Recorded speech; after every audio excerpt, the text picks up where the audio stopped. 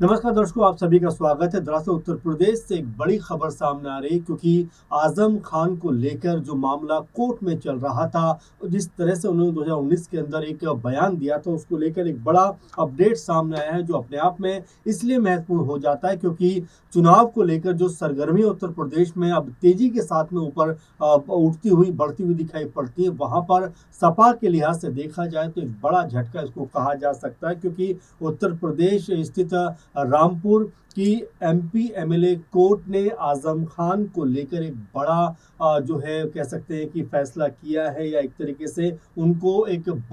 बड़ी सजा का के लिए दोषी ठहराया है। और ये सजा जो है वो 2 साल की सजा है। दरअसल 2019 का ये मामला है, उसमें उन्होंने जिस तरह से कह सकते हैं कि जो जो बात कही थी प्रशासन को लेकर, उसको लेकर ये पूरा मामला है। 7 साल पुराना इस मामले को लेकर जिस तरह से समय समय पर लगातार इसके ऊपर जो कह सकते हैं सुनवाई होती रही, अब जाकर रामपुर एमपी एमएलए कोर्ट ने इसके ऊपर अपना फैसला सुनाया है और सजा के तौर पर ऐलान किया है कि आजम खान को 2 साल की सजा इस पूरे मामले पे उन्होंने दी है कोर्ट ने, और साथ में 20,000 रुपए का जुर्माना भी किया गया है। तो अपने आप में ये महत्वपूर्ण और ज्यादा चर्चाओं में आने वाली खबर इसलिए भी हो जाती है क्योंकि अब ऐसा लग रहा था कि आजम खान जल्द जेल से बाहर आ जाएंगे, लेकिन जिस तरीके से उनके ऊपर अब ये मामला कहीं ना कहीं साबित होता हुआ दिखाई पड़ा है, उससे अब उनके बाहर आने की उम्मीदों पर एक बार फिर बड़ा कह सकते हैं ब्रेक लगा है, बड़ी रोक लगी है। और यहाँ पर कोर्ट ने साफ कहा है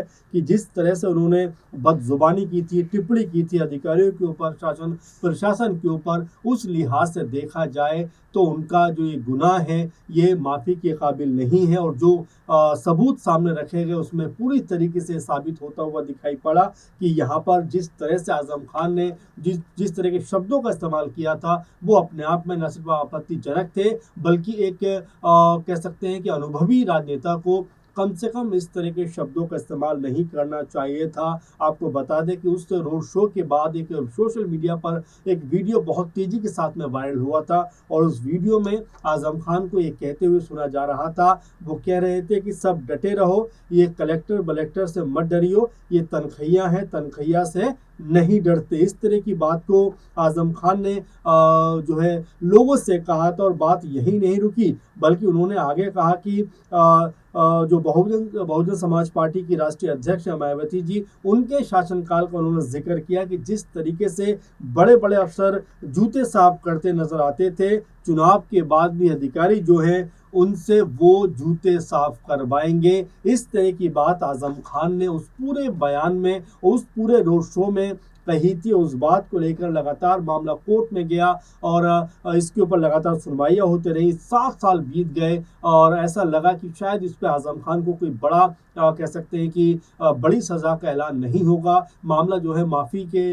लेवल पे निपट जाएगा। लेकिन जिस तरीके से अब कोर्ट ने इस मामले को अहम मानते हुए और जिस तरीके से आजम खान ने इसको लेकर कह सकते हैं कि जो जिस तरह के शब्दों का इस्तेमाल किया, उसको लेकर अब कोर्ट ने कहा है कि ये कहीं से भी जो है माफ़ी के लायक नहीं है। और तमाम सबूतों के आधार पर कोर्ट ने तकरीबन कह सकते हैं 7 साल ही कोर्ट में मामला चला है। उसके बाद अब आजम खान को इस पूरे मामले में उनके ऊपर शिकंजा कसा गया है, और जो कोर्ट ने कहा है कि 2 साल की सजा उनको होनी चाहिए। आपको बताते हैं कि इस पूरे बयान को लेकर चुनाव आचार संहिता का उल्लंघन, भड़काऊ टिप्पणी की शिकायत दर्ज की गई थी। मामला जो था रामपुर के ही भोट थाने में दर्ज हुआ था और बाद में पुलिस ने चार्जशीट दाखिल की थी। और लंबे समय से जैसे मामला कोर्ट में चल रहा था, और फिलहाल आजम खान, जैसा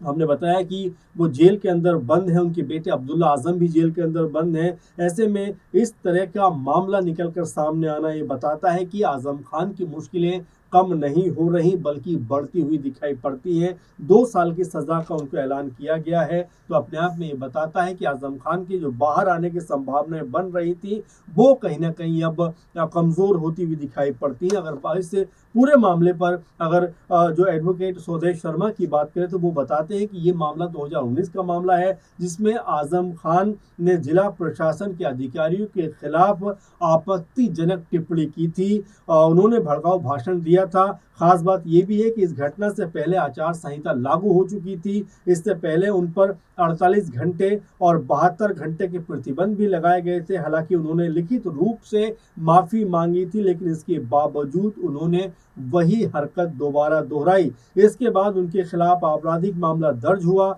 शुरू, और ये पूरे का पूरा जब मामला दर्ज हुआ, जांच हुई, तो इसमें जो पुलिस ने चार्जशीट दाखिल की और इसके बाद ये मामला कोर्ट में चलता हुआ दिखाई पड़ा। उन्होंने कहा कि अदालत में सबूत जुटाने के बाद अभियोजन पक्ष की तरफ से कुल 8 गवाह पेश किए गए। सभी गवाह जो थे वो सरकारी कर्मचारी थे और उन्होंने प्रत्यक्षदर्शी के तौर पर अदालत में बयान दर्ज कराए। मामले की फाइल में वीडियो सबूत भी शामिल थे। महत्वपूर्ण बात यह रही कि आरोपी की ओर से कभी वीडियो का खंडन नहीं किया गया और ना ही उनकी सत्यता को चुनौती दी गई। इस तरह साबित हो गया कि ऐसा भाषण वास्तव में दिया गया था, यानी कि जो सबूत पेश किए गए थे उसकी भी कार्ड जो थी वो आजम खान या उनके पक्ष के लोगों के पास नहीं थी। इसीलिए ये मामला जो था वो लगातार आजम खान के खिलाफ जाता चला गया और अब अदालत ने इस फैसले में उन्हें 2 साल की सजा सुनाई है और साथ में 20,000 रुपए का जुर्माना भी लगाया गया है। तो कुल मिला जुला कर कहा जाए तो ये पूरा जो मामला है वो आजम खान के अब खिलाफ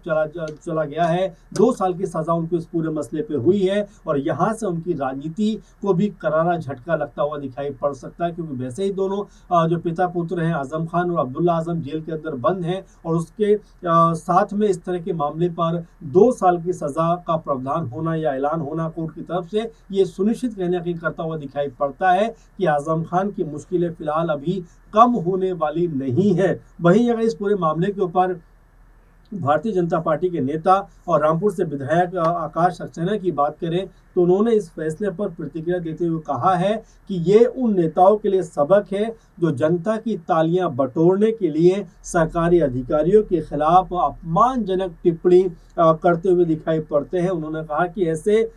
नेता अक्सर ये भूल जाते हैं कि जो मानदंड दूसरे लोगों पर लागू होते हैं वो उनके ऊपर भी लागू होते हैं। और आकाश सक्सेना आके कहते हैं कि अदालत का जो फैसला है ये बहुत ही बड़ा और ऐतिहासिक फैसला है। तो मिला जुला कर ये कहा जा सकता है कि आजम खान अब कानूनी शिकंजे में पूरी तरीके से फंसते चले जा रहे हैं और जिस तरह से जेल के अंदर बंद है तो बाहर आने की संभावनाएं भी उनकी अब काफी हद तक कमजोर होती हुई दिखाई पड़ती हैं। अब यहाँ से रामपुर की जो राजनीति है उसमें आजम खान के परिवार की क्या भूमिका होने वाली है, क्योंकि आप देखेंगे कि दोनों बाप बेटे यानी कि अब्दुल्ला आजम और आजम खान दोनों जेल के अंदर बंद हैं। तो ऐसे में अगर वो जेल से बाहर आते हैं तो किस तरह से उनकी राजनीति आगे बढ़ेगी और कब जेल से बाहर आते हैं ये अपने आप में बड़ा प्रश्न बन जाता है कि आखिर कब जेल से बाहर आएंगे, किस तरह से अपनी राजनीति वापस लौटेंगे। और इसके साथ में उत्तर प्रदेश विधानसभा चुनावों की बात करें तो महज अब 8 से 9 महीने का वक्त रह गया। तो ऐसे में क्या आजम खान की राजनीति